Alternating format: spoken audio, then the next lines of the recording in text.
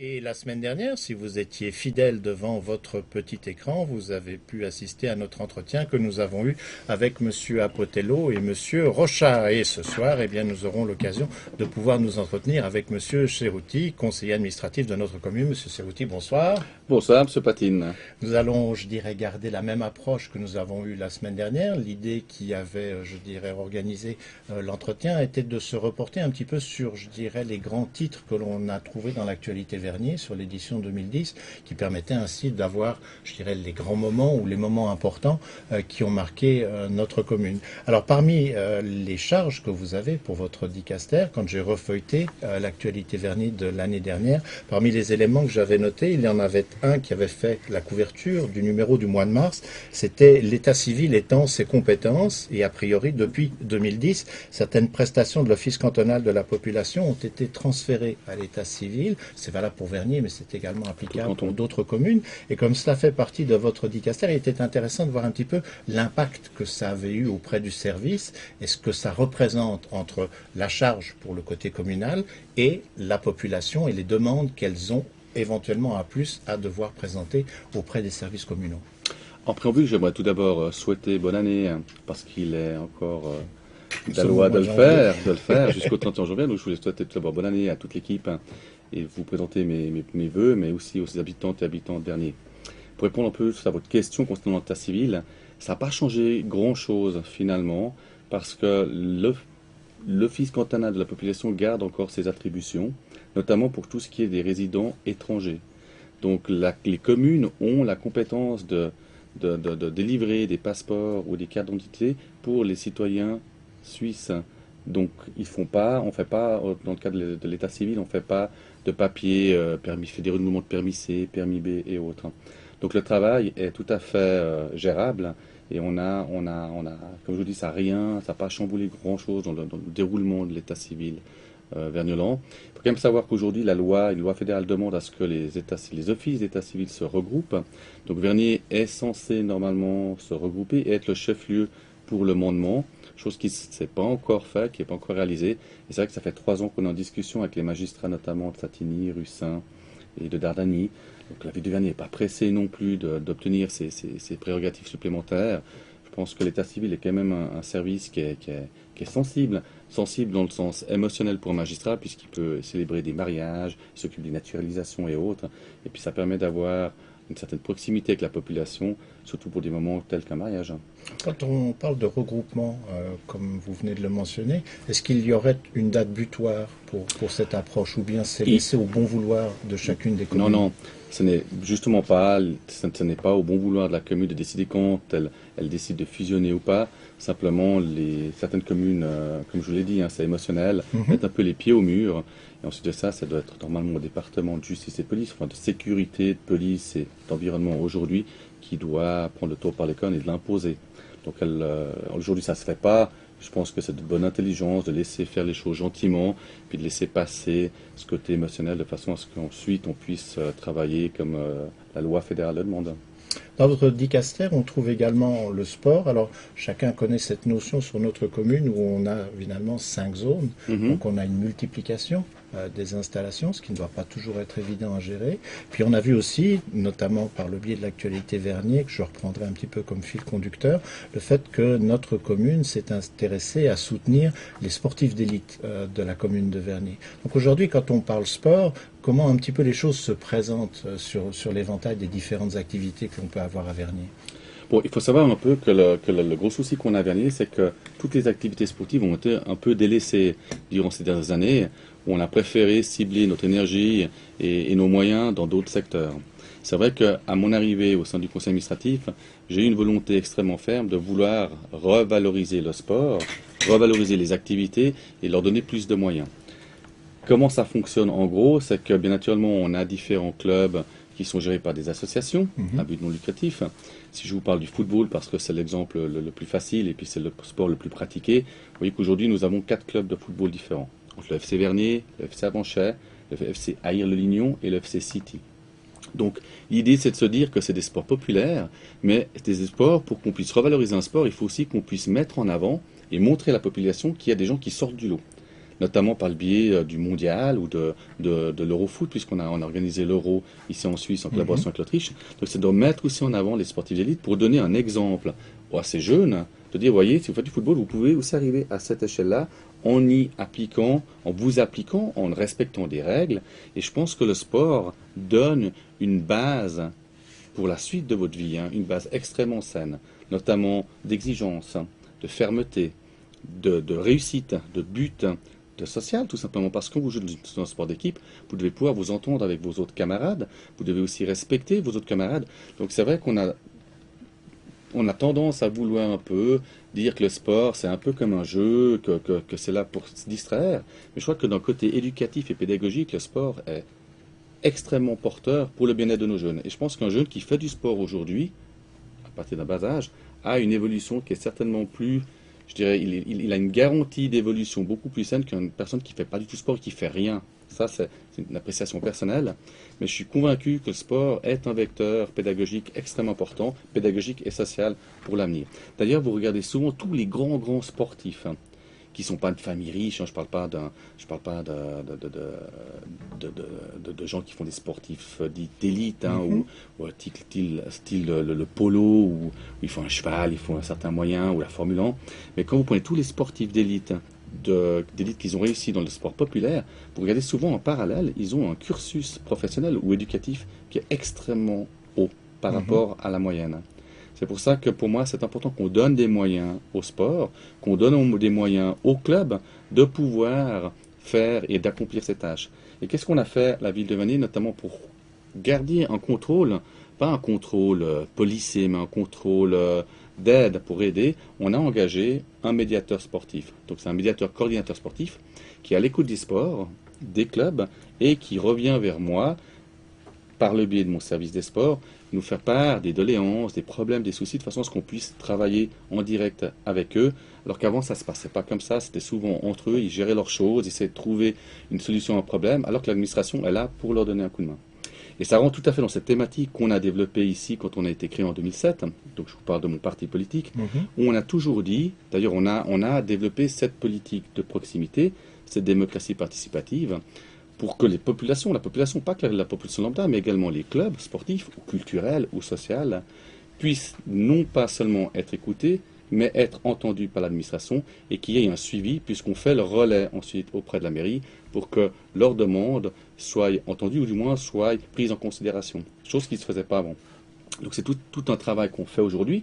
Ce travail, il ne se fait pas comme ça avec une baguette magique. Ça demande du temps, il faut aller voir les clubs, il faut les rencontrer. C'est aussi quelque chose qui était exceptionnel. Moi, je me rappellerai toujours, je suis venu une fois aux Avanchais parce qu'il y avait le championnat suisse d'escrime, de sabre. Ouais. On a à Vernier, notamment le club d'escrime de Châtelaine, qui sont champions suisses depuis des années, qui sont champions européens. Ils ont des champions européens, des gens qui font les championnats du monde. Jamais personne n'en a parlé. Et ça m'a fait sourire parce que, naturellement, comme je m'intéresse, je suis un passionné de sport, donc je m'intéresse de ce qui se passe auprès de mes clubs. Donc je suis allé les voir. Et puis c'est vrai que pour eux, c'était quelque chose de très émotionnel. Et pour moi et pour eux, parce que c'était la première fois qu'il y avait un magistrat se déplacer pour leur faire un discours, leur souhaiter la bienvenue et leur remettre, puis de participer à la remise des prix, etc. Donc ça aussi, c'est un travail qu'on fait. C'est aussi le rôle du magistrat en charge des sports. C'est pas seulement donner des subventions, de les engueuler ou de les enguirlander s'ils ne font pas les choses correctement dans nos infrastructures sportives. C'est aussi d'être là à leur écoute lorsqu'ils ont des besoins. Alors quand vous parliez de la connaissance du type ou des genres de sport qui sont pratiqués sur notre commune, depuis quelques années, nous avons la journée Sport pour tous, qui était tous les 2 ans au départ, et qui maintenant se tient chaque année. C'est donc là, je dirais, la vitrine qui permet de présenter à la population ce que cela représente. Donc qu'est-ce que vous avez comme retour depuis que cette journée est proposée? Le retour, il est extrêmement positif, parce que qu'est-ce qu'on a décidé de faire avec le service des sports, notamment sous mon impulsion, c'est de se dire qu'aujourd'hui, nous devons mettre à disposition de nos clubs sportifs une vitrine pour se présenter. À l'époque, ça se faisait tous les 2 ans, c'était sur une journée, et ça marchait comme ça marchait. Ce qu'on a voulu faire, c'est qu'on s'est dit, amenons d'autres acteurs qui n'ont rien à voir avec le sport, mettons-les ensemble pour attirer foule, de façon à ce qu'il y ait de plus en plus de personnes qui viennent. Donc on a amené de la musique, on a amené des stands divers, on a demandé à des associations ou à des entreprises privées de participer, notamment on avait organisé la première année les 80 mètres, les championnats suisses de 80 mètres pour les enfants, en collaboration avec la Migros. On a amené la police pour faire une présentation de qu'est-ce que c'est la police de proximité. Donc les policiers sont venus avec des rollers, avec des VTT. On a amené aussi une entreprise qui fait des vélos un peu disjonctés, des vélos un peu, quand vous les regardez, vous déformés, vous vous dites mais comment on peut rouler avec ces vélos? Il y a des démonstrations. Donc on a amené des activités annexes au sport, toujours liées quand même, de manière directe, quand vous venez avec les roller skates ou bien que vous faites un parcours de 3 mètres, de façon à ce qu'on ait une vraie animation et on l'a fait pendant le week-end. Pourquoi le week-end? Parce que c'est important que les gens aient le temps de venir. On sait très bien qu'un samedi, fin juin, s'il fait beau, les gens ne vont pas forcément à la piscine, ils ne vont pas forcément vouloir découvrir des sports. Tandis que c'est tout un week-end, on a plus l'envie, le côté familial, le côté festif, il faut qu'il y ait il faut qu'il y ait autre chose et puis il faut qu'on puisse divertir les enfants et les parents. Donc toujours en collaboration avec le sport parce que c'est comme pour eux qu'on fait ça et c'est à eux de me dire oui ça fonctionne ou ça ne fonctionne pas. Donc la première fois on a fait ça sur un week-end, tous les sports devaient être présents. Ensuite on fait un bilan, les clubs m'ont dit écoutez c'est bien, mais ça serait plus reposant pour nous parce que bien sûr c'est tous des bénévoles qui viennent, donc il faut trouver les bénévoles, il faut trouver les membres qui sont d'accord sacrifier leur week-end pour venir présenter le culturisme, la boxe, le karaté et autres. Donc on a dit ok on va faire dans la même dynamique, mais on va faire ça sur un week-end avec des spots. Donc le samedi, ça sera le football qui sera à cet endroit-là, le dimanche, ça sera le basket, etc. Et puis on va essayer de partager un peu nos structures. Qu'est-ce que ça apporte le sport pour tous, indépendamment que les clubs se présentent? Ça nous a amené des nouvelles activités. On a aujourd'hui un club de cricket. C'est exceptionnel qu'à Vernier, une commune comme la nôtre, on a un club de cricket. C'est quand même un sport qui est très embourgeoisé, qui est très snob. On a un club de cricket à Vernier où les gens de nos quartiers peuvent le pratiquer, peuvent adhérer. Je trouve ça génial. Donc ils sont venus parce qu'ils ont vu qu'on avait un sport pour tous, ils se sont intéressés. On a aussi une danse synchronisée qui est venue aussi. Donc maintenant on a la danse synchronisée, donc la danse aquatique synchronisée qu'on a à Vernier. On n'avait pas avant. On a un club de volleyball qui est venu se créer maintenant. On a un club de handball qui s'est créé maintenant.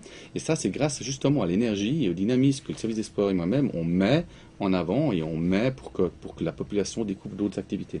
Donc voilà un peu le vecteur du sport pour tous, pourquoi c'est important. C'est que non seulement on découvre des sports existants, mais ça amène d'autres activités et d'autres propositions et d'autres prestations qu'on offre à la population finalement. Alors dans votre dicaster, on retrouve également la culture, et je dirais la culture, elle a plusieurs volets. Alors l'un des éléments peut-être les plus visibles, ce sont les bibliothèques de notre commune. Les gens qui résident dans la cité ont pu découvrir la nouvelle bibliothèque. Elle est en activité depuis une année, mais elle a été inaugurée fin de l'année 2010. Il y a la bibliothèque à Châtelaine qui déménage pour être sur un site de proximité, plus visible. Donc aujourd'hui, le rôle des bibliothèques dans notre communauté, qu'est-ce que cela représente? Puisqu'on souvent on a cette rhétorique qui vient en disant on lit de moins en moins, ou il y a un désintérêt pour la lecture. Ce qui est vrai malheureusement, on peut dire ce qu'on veut, c'est vrai qu'il y a un désintérêt à la lecture, notamment parce que les gens sont derrière l'Internet, l'informatique, a pris le devant et a pris le dessus des bibliothèques. C'est quelque chose que je regrette et c'est pour ça que politiquement, on est en train d'amener la bibliothèque aux habitants. Notre rôle aujourd'hui, c'est de dire, et ma volonté, c'est de dire, on ne doit pas demander aux gens d'aller à la bibliothèque, on va faire en sorte que les bibliothèques viennent aux gens. Alors c'est vrai qu'on a aujourd'hui, grâce notamment à l'impulsion des citoyennes et citoyens des Avanchets, je rappelle qu'il y a une pétition qui a été lancée pour relancer le centre commercial des Avanchets, qui était une réussite, toujours dans cet état d'esprit, travailler ensemble, unis dans l'action pour créer des changements. Donc les habitants des Avanchets se sont mobilisés pour avoir un centre commercial. L'administration a profité de la rénovation de ce centre pour faire une toute nouvelle bibliothèque, beaucoup plus aérée, un peu plus grande, plus accessible. Donc plus moderne aussi, une bibliothèque notamment. On va faire la même chose avec Châtelaine, donc une bibliothèque qui va venir en front de route. Pourquoi en front de route? Parce que là où elle est, la bibliothèque de Châtelaine, c'est catastrophique. Elle est au fond d'une cour, les gens ne la voient pas, et puis le but d'une bibliothèque, c'est qu'elle soit visible, que les gens puissent la voir et visuellement et l'observer. Qu'est-ce qu'on veut amener avec le service de la culture de la bibliothèque? C'est qu'on veut que les bibliothèques maintenant aillent à l'encontre des gens.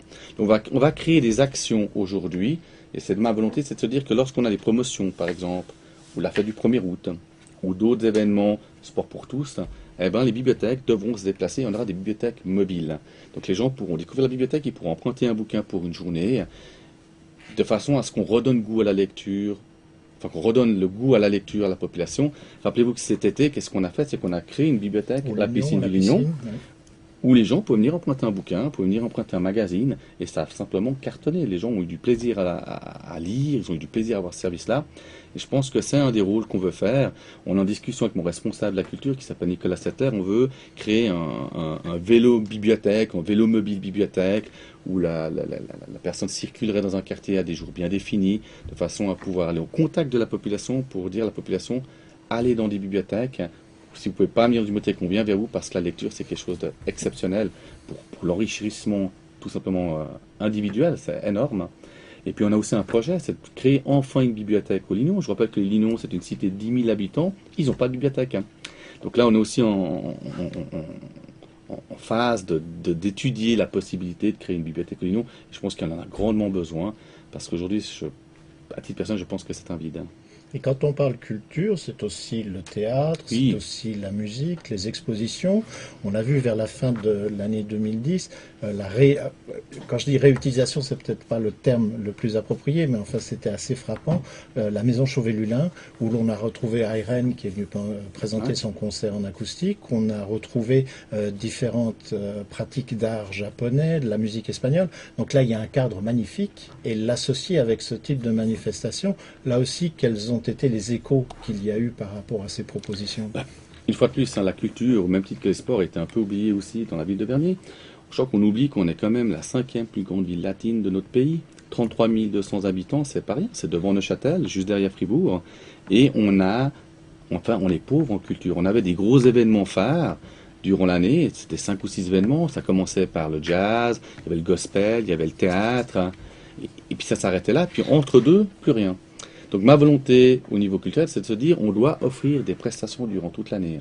Et ma volonté aussi, c'est de se dire qu'à Vernier, on a la chance d'avoir des gens qui ont des dons, des artistes, des gens qui savent chanter, qui savent danser, qui savent bricoler, qui savent faire de la sculpture, qui savent faire de la photo, de la peinture, et on ne les met pas en avant.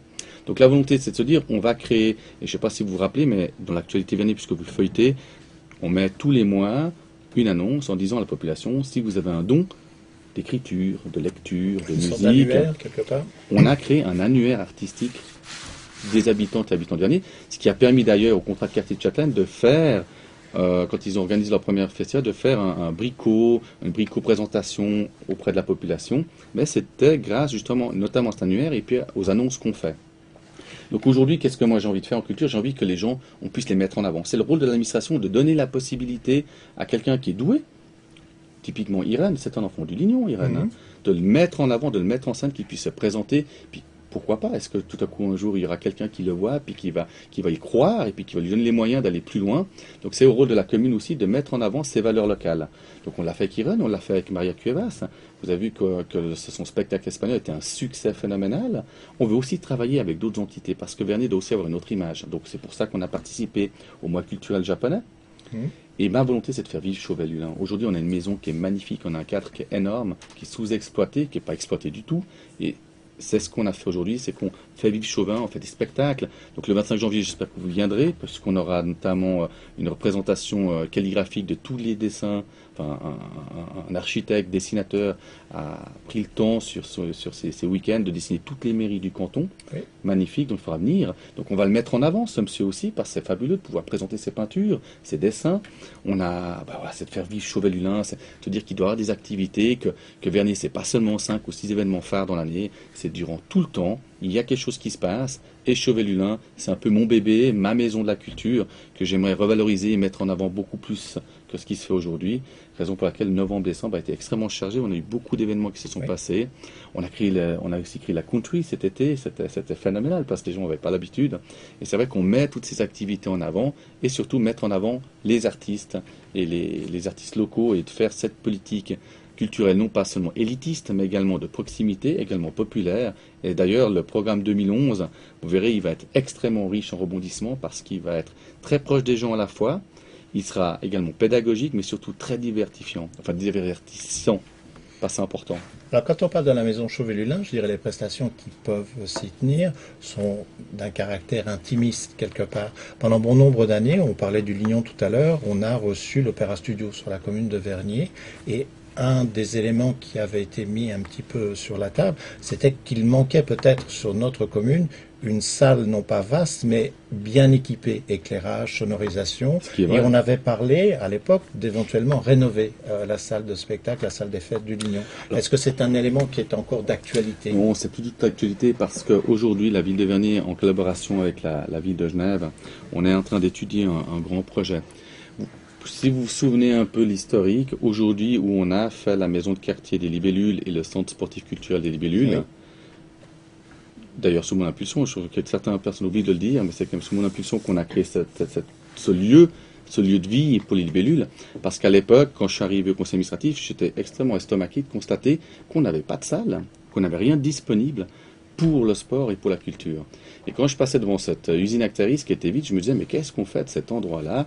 Pourquoi on ne lui donne pas un petit coup de peinture, on le rénove à moindre frais, de façon à ce qu'on puisse y amener des activités sportives, culturelles et une maison de quartier qui avait été décidée en 2005, suite à un forum qui s'était fait avec les habitants, c'était une demande.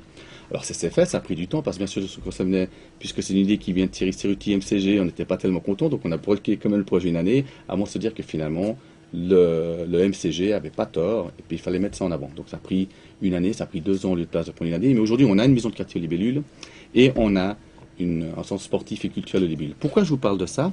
Parce que ce lieu-là était prévu d'y accueillir une salle de spectacle.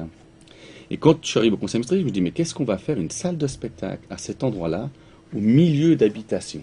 Je veux dire, ça n'a simplement pas de sens. Aujourd'hui, le bruit, on sait que c'est un facteur qui est extrêmement nuisible, un facteur où les gens ont moins en moins de tolérance vis-à-vis du bruit, entre les voisins, la voiture et autres. On va quand même pas mettre une salle de spectacle, en sachant ce que ça va engendrer comme trafic humain, comme nuisance nocturne, quand on sortait le soir d'un spectacle, etc. C'est simplement aberrant. Faisons autre chose là. Travaillons avec la commune de Genève, avec la ville de Genève, pour voir si on ne pourrait pas faire un échange de terrain entre le projet de la Concorde, ce fameux projet de la Concorde, et ce terrain qui appartient à Vernier, qui est le terrain Actaris. La ville de Genève, bien naturellement, a été preneuse parce que l'intérêt était flagrant. Donc aujourd'hui, on a un projet d'une salle de spectacle, une salle culturelle, une salle de danse, vous pouvez l'appeler comme vous voulez, parce que finalement, ça va accueillir et des activités de danse et des activités artistiques. Il y aura une salle de concert aussi. On a étudié une faisabilité entre 1000 et 3000 places. Ça permet d'avoir aussi une salle intermédiaire entre l'aréna, les salles qu'on trouve dans toutes les communes et cet endroit-là, qui sera très moderne, qui sera aussi polyvalente, parce que le but c'est aussi qu'on soit quelque chose de polyvalent. Donc on a un gros projet qui est prévu, qui est en étude, entre la ville, Vernier et la fondation immobilière. Donc il y aura quelque chose qui va être fait. Alors ça se fera peut-être pas en 2012, pas en 2013, quoique d'ici là, les volontés politiques peuvent peut-être imposer et accélérer les choses, mais il y a quelque chose qui est prévu, en tous les cas, pour avoir une toute nouvelle salle de spectacle digne de ce nom. Parce que, typiquement, vous parlez de l'opéra. Moi, je vois l'opéra à Vernier et à la salle des Fêtes du Lignon, c'est un échec. Entre les 2 dernières années où on a fait l'opéra, il n'y a simplement personne qui va à l'opéra. Et moi, ça me fait mal au cœur lorsqu'on paye une prestation, de surcroît onéreuse, de voir cette salle vide. Donc cette année, enfin 2010, on a même offert des billets à qui on voulait pour qu'on ait la possibilité d'avoir ces salles remplies. Du moment qu'on paye une prestation, autant offrir cette prestation à la population, même si on n'encaisse rien. Mais moi, la salle est pleine, les gens peuvent apprécier ou pas. Mais c'est typiquement, on voit pourquoi les gens ne viennent pas à l'opéra. C'est parce qu'on n'a pas la salle pour, on n'a pas la disposition pour, et c'est un problème.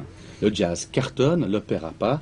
D'ailleurs, en 2011, il n'y aura pas d'opéra, puisqu'on a décidé de le troquer par un ballet mexicain, donc un groupe de Mexico qui viendra faire une présentation extrêmement folklorique, colorée, qu'on aura en février. Donc on a troqué l'opéra pour chercher autre chose, et notamment pour pouvoir présenter des activités culturelles hors de nos frontières également. La semaine dernière, j'évoquais avec M. Apotelos et M. Rochat l'arrivée de nouvelles enseignes sur notre commune et également des entreprises de renom. Ce qui veut dire qu'il y a maintenant, on l'espère tous, quelque chose qui entre l'image qui pouvait être éventuellement associée à notre commune et la présence de grandes entreprises, quelque chose qui a tendance à se restreindre et c'est certainement bon signe. Qu'est-ce que cela apporte à notre commune sur l'exercice 2010 et pour l'avenir ? Mais que du bonheur. Une fois de plus, je suis un peu dans l'excès finalement, mais en 2008, quand je suis arrivé au conseil administratif, on m'a attribué les finances à la promotion économique. je constate en ouvrant le livre de la promotion économique qu'elle est sur papier et qu'on ne l'a jamais utilisée. Donc ça fait 30 ans qu'on a un service qui s'appelle la promotion économique qui n'a jamais été exploité. Qu'est-ce qu'on a fait? Et notamment, qu'est-ce que j'ai fait? Je me suis dit, mais c'est quand même important que l'administration n'est pas simplement là pour prendre de l'argent ou d'être vorace vis-à-vis des entreprises. On est là pour se présenter aux entreprises, on est là pour leur offrir des prestations aussi. C'est des contribuables, finalement. Donc j'ai organisé avec mon service de la promotion économique, on l'a ressorti, donc on a ressorti ce service, on a demandé de travailler, on a convoqué les 100 plus grandes entreprises de la commune et on a présenté l'administration à ces 100 plus grandes entreprises en disant voilà, nous sommes une commune, la ville de Vernier, vous travaillez chez nous, vous êtes sur notre territoire, vous avez des employés, mais voilà ce que nous on peut vous offrir, voilà les prestations, voilà au niveau thématique sportif ce qu'on a pour vous, voilà ce qu'on a en culture, ce qu'on peut vous présenter. D'ailleurs, si vous voulez faire des fêtes de soirée ou des fêtes d'entreprise, vous voulez participer à des spectacles, nous avons des prestations pour vous. Voilà ce qu'on peut vous offrir dans le cadre de la petite enfance. Parce que beaucoup d'entreprises ne savaient pas on n'a peut-être pas les moyens financiers, mais on a la connaissance, on a le savoir. Donc on peut travailler avec vous, travaillons en partenariat, et puis on s'est présenté comme ça. Par la suite, on a gardé ces contacts. Donc aujourd'hui, qu'est-ce que je fais en tant que magistrat en charge de la promotion économique? Je reçois les nouvelles entreprises. Donc je reçois les dirigeants.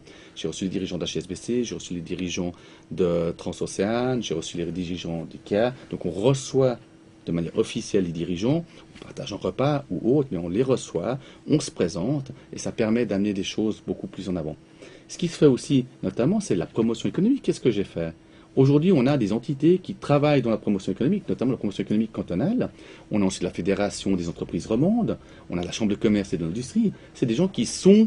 C'est eux qui établissent stratégiquement, on va mettre une entreprise là, la Fondation de l'État industriel. Je les ai invités, ces gens. Je dis, mais je vais vous rencontrer. Nous, Vernier, on a un potentiel. On n'a plus envie d'être une commune dépôt. On n'a plus envie d'avoir des entreprises à valeur zéro. On veut des entreprises commerciales. On veut des entreprises qui nous amènent de l'emploi, a fortiori de l'argent pour qu'on puisse financer nos prestations, sport, culturel, social. Donc en voyant ces gens-là, on a pu avoir des discussions constructives, parce qu'il ne faut pas oublier qu'aujourd'hui, la ville de Vernier, sur notre territoire, on est la 8e plus grande commune en termes de surface du canton, mais 40% des activités industrielles et artisanales se trouvent sur Vernier. C'est énorme, c'est énorme. Le ratio emploi-logement devrait être 1-1 pour avoir une équité. On est simplement largement éloigné de cela, puisqu'on a 33 200 habitants, comme je l'ai dit tout à l'heure, et on a 16 500 emplois. Donc aujourd'hui, le but, c'est réellement de faire venir des entreprises à valeur hautement ajoutée, des emplois. On l'a dit, HSBC, L'Oréal, espérons peut-être Coca-Cola, on ne sait jamais, puisqu'ils cherchent un terroir sur notre canton. Et ça se fait en travaillant avec les entités. Donc c'est comme je dis, c'est FTI, c'est des partenaires, et puis il faut bien les traiter. Quand la promotion économique me dit, écoutez, M. Serdi, j'ai besoin d'une salle pour pouvoir faire une présentation de financement des petites PME, est-ce que Vernier participe? Bien sûr qu'on participe. Bien sûr, avec plaisir. On est là, donc on offre Chevelulin, on offre nos services, on paye les prestations, on offre cela. Mais pour nous, derrière, on gagne en efficacité, on gagne en renommée. Parce qu'aujourd'hui, on ne parle plus de Vernier comme la commune pétrolière. Voilà, si on en parle encore. On parle de Vernier qui est une commune où on a HSBC, on a L'Oréal, on a Ikea, on a Transocéane. On va avoir une toute nouvelle entreprise américaine qui n'est pas les moindres, qui pèse 8 milliards de chiffre d'affaires annuel, 20 000 employés. C'est une entreprise américaine, nord-américaine, qui est très peu connue en Europe. Ils vont établir leur siège européen à Vernier, à Bordeaux. Donc ça, c'est un travail, parce qu'on a relancé cette promotion économique. Il y a un travail aussi personnel. Vous devez vous engager, vous devez aller en compte des gens, des entreprises, puis vous devez vous présenter. Moi, je persiste à dire que l'administration, elle est au service des gens, et pas le contraire. Pour vous, quels sont les dossiers qui ont été, je dirais, mis en chantier ou qui étaient déjà présents en 2010 et qui pourraient aboutir en 2011? Et aussi en 2011, quels sont, à votre avis, les grands dossiers qui mériteraient de pouvoir être ouverts et d'entrer en matière? Alors clairement, on a un dossier qui a démarré l'année passée, c'est le pavillon de l'enfance ou la crèche de Vernier Village. Ça, c'est un dossier qui est ouvert en 2010 qui va se refermer cette année, avec tout ce que ça implique, l'engagement de personnel, etc. On a aussi l'étude et finalement de finaliser l'impact du projet de l'étang, qui est un gros projet, puisqu'on parle de 1000 logements, 4000 emplois, c'est quelque chose d'important aussi. Tout ce qui touche plus directement au Médicaster, clairement la salle omnisport. On a un projet pour faire une salle omnisport pour pouvoir offrir des infrastructures sportives plus importantes, plus modernes, pour les différentes activités qu'on a. On a aussi un énorme projet qui touche surtout le football, et notamment une académie de football du type Macolin sur la région Croteau-Loup, en collaboration avec le Servette FC et l'État. Malheureusement, on attend que l'État réagisse. Ils sont un peu longs là, c'est dommage. Mais là, on a un projet qui est phénoménal, ce qui nous permettrait, je fais juste une aparté, ce qui nous permettrait notamment de délocaliser les terrains de football qui se trouvent au centre, qui se trouvent à Val-Exer, de les amener à Crotolou, de pouvoir y créer notamment un hôtel, une académie de football, une clinique, des magasins, des commerces, avec toutes sortes d'activités sportives, footballistiques, mais des activités extérieures. On n'a pas, par exemple, à Genève, vous vous rendez compte qu'on n'a pas de volleyball, de terrain de volleyball de sable. C'est peut-être pas la bonne terminologie, mais on n'a pas de terrain pour pratiquer du volleyball dans du sable à Genève, à l'extérieur. Ça n'existe pas. Donc c'est aussi quelque chose qu'on pourrait créer.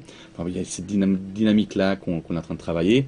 Au niveau culturel, ben, je ne vous cache pas, c'est la bibliothèque du Lignon. Je veux à tout prix qu'on aille de l'avant avec cette bibliothèque du Lignon. C'est important.